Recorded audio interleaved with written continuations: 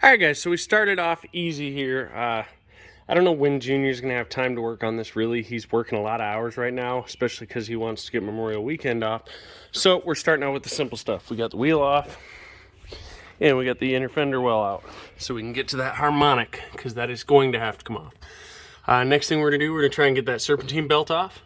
And we'll go from there. It looks like we're missing a bolt on this coolant line as well. So while we're here, might as well get a bolt put in that.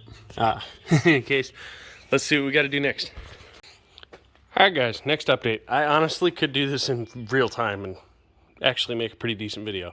So we went ahead and pulled the two nuts off that hold this little rubber weight. I think it's an anti-vibration weight. Then we took the two larger nuts, which pulled the studs unfortunately, but it's not a huge deal. And then we pulled the bolt out that ran through here for the motor mount. Pulled the serpentine belt tensioner, which is right down there. Inward, pulled the belt off, and voila, we were here. What we did yesterday that I didn't put on here was we removed 1, 2, I believe 3, yes, 3 bolts and took the cover off the top. Then we came down, we jacked up the motor before we pulled that top mount, so it's resting on the jack. Lowered it down here, and we took the 18mm bolt out of the crank, and the pulley just wiggles off. It's keyed, so it's not press fit, which is phenomenal. I'm actually unexpectedly super excited about that. So now all we got left is this outer cover and the water pump, which I should have cracked the bolts loose while I still had the belt on it, but there's tricks to work around that. We'll just use the belt wrapped around it to tighten up. Not a big deal. We'll take pulley off of that, take that off, take that cover off, take these tensioners off. You can hear why. That one's good. This one, not so great. And then we can go ahead and take the outer cover off and replace the frickin' belt whenever it gets here. I gotta look up the timing marks on this thing because I'm not 100% sure on them. Looks like they've been messed with before. There's white paint marks. So I'm guessing it's white paint mark to white paint mark. But we'll verify that and look up the actual appropriate timing for them and get that set. It does have a phaser, so I'm not 100% sure on the phaser. But if it's really close to that white mark, I'm going to guess that's right. And I'm going to guess this thing's had a belt before.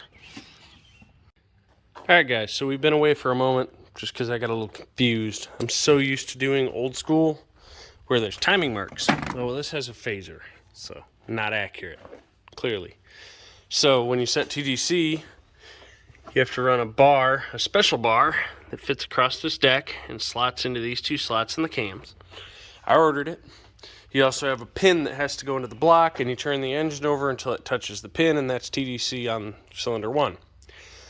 Ordered that as well. It's a complete kit off Amazon for 16 bucks, so we're up to like $90 to fix this engine. Not too bad. Apparently it's really common for this to happen. I did find out, I think I can slip a timing belt through here and down to the bottom without taking that cover all the way off, which would be spectacular. So we're going to hope and pray we can do that. If we can't, we can't. If we can, hell yes. We'll see. It's a hope and a prayer. For now, I'm not going to tear it down any further because I have a feeling I can. I tried it with the old belt piece, chunk, and I can snake it if I loop it. Damn it.